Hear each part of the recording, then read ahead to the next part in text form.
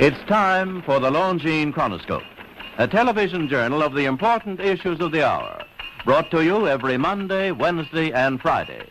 A presentation of the Longines Whitnor Watch Company, maker of Longines, the world's most honored watch, and Whitnor, distinguished companion to the world-honored Longines.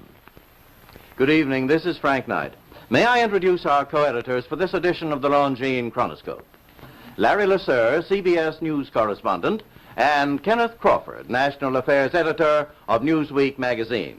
Our very distinguished guest for this evening is Admiral Richard E. Byrd. The North Pole used to be a no-man's land, but these are the days when, by buying a ticket on a commercial airliner, you can fly across the North Pole and drink a cocktail at the same time. You know, only 60 or more years ago, about 35 years ago, our guest tonight found out whether there was any land north of the North American continent. He made that first discovery flight, and I must say that Admiral Byrd, our guest tonight, is not only our greatest living explorer, but he's been an inspiration to countless Americans. Admiral Byrd, you've been to both the North Pole and the South Pole. Is there any unexplored land left on this earth that might appeal to adventurous young Americans? Yes, there is. And not up around the North Pole, because it's getting crowded up there now, because they find out it's really usable, not only to live in, but militarily. But strangely enough, there's left in the world today an area as big as the United States that's never been seen by a human being. And that's beyond the pole on the other side of the South Pole from Middle America. And I think it's quite astonishing that there should be an area as big as that unexplored. That's a tremendous So challenge. there's a lot of adventure left down at the bottom of the world. Well, Admiral, do you hope to see that? I do. Well, Admiral, Yeah. would you say that since you've been to both the extremities of Earth, are these expeditions to such far-off places, are they getting easier because of modern techniques, or is danger still close at hand? Well, it's a little risky, but nothing like it used to be with the old slow planes and the small cruising radius where we had to put down bases. We replaced the dog teams, and of course that was a big improvement. But now the planes go much faster and they're safer, and they have a much bigger cruising radius. You haven't got the danger of a terribly heavy load. Admiral, an expedition to which I believe you're the advisor is now en route. What is that expedition doing? Well, that's the icebreaker Atka, and it's a reconnaissance expedition. It's going down to the South Pole area to make certain observations and to look for some bases. They will be back in April, and they will report back, and upon the information we get from that undertaking, we will base the bigger expedition that's to follow. Is that very definitely planned, or is that... That is being planned right now. So I'm willing to say to you that there will be a number of expeditions that will follow, I think, year after year, at the bottom of the world, because the government has really become interested. Well, Admiral Byrd, I can understand, I think everybody can, the interest in the North Pole because it's so near our greatest challenger, Soviet Russia, but why this interest in the bottom of the world? Nobody living down there, is there? No, it's pretty cold. There's only one permanent resident, that's the emperor penguin. The little ones live further north. I tell you one reason they're interested. It's by far the most valuable, important place left in the world for science.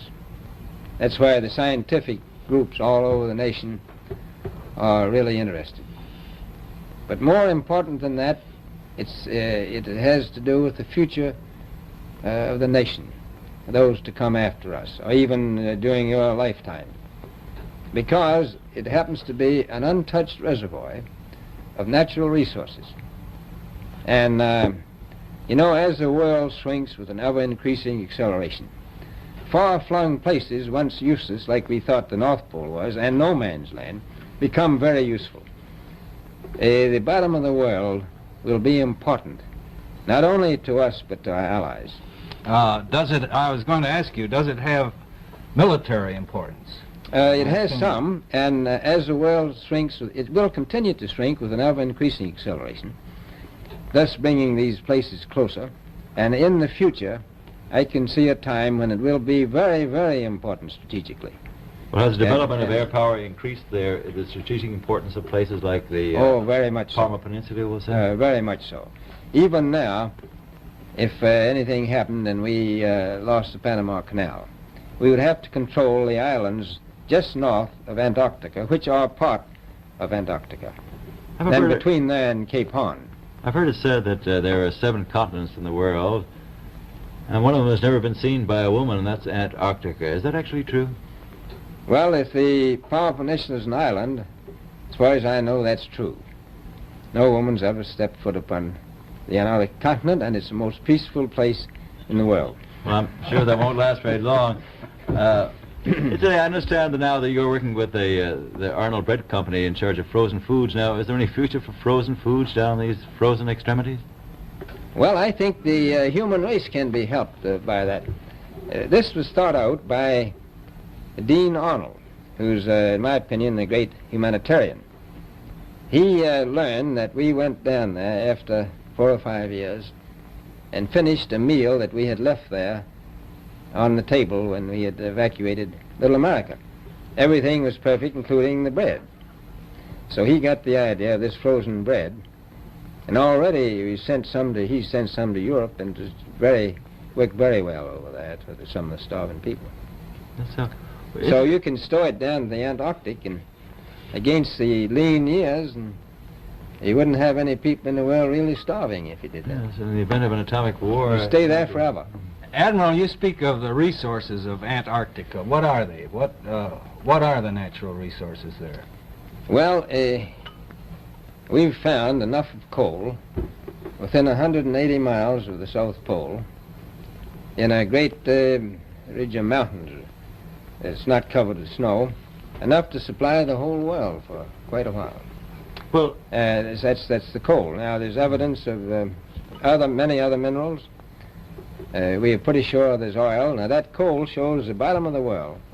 Now, by far the coldest spot in the world. Where that coal is gets 100 below zero in the winter. Well, it was once tropical. So we think there's oil there, and there's evidence, probably uranium there. Is it any secret? Is there uranium there? That would be the only thing that would be practical to actually go after, I suppose. Everything else would be economically unfeasible, wouldn't it? Well, as we recklessly expend our resources, the time will come when we'll have to go after that stuff down there. Well, you know, I avoided what you said about uranium. I'm not sure about that. I don't want to have the world fighting over the Antarctic. And Robert, is there a competition among other nations to try to get information about Antarctica and possibly to secure some of these resources? Well, yes. There are now 7 nations very much interested. Russia is interested tremendously. That I'm sure of. Australia has an expedition down there. The Argentine, the Chile, New Zealand, Britain, and so on. Now, you can understand those people down there being interested because they live down there, the New Zealanders, the Argentinians, the Chileans, and the Australians. And so we don't do much about claiming anything. Admiral, you make this sound a little crowded. Are there that many expeditions now there or en route there? Well, you know, as I said, it's the most peaceful place in the world, but I don't think it will be for long because of this intense interest on the part of other nations and this nation. Well, Admiral Byrd, are private expeditions a thing of the past? Is expedition and exploration, making expedition and exploration now purely a government function because of the tremendous cost and organization? No, I don't think so. I think down south it may be more or less a thing of the past, but not other expeditions that go there. A lot of them go north now.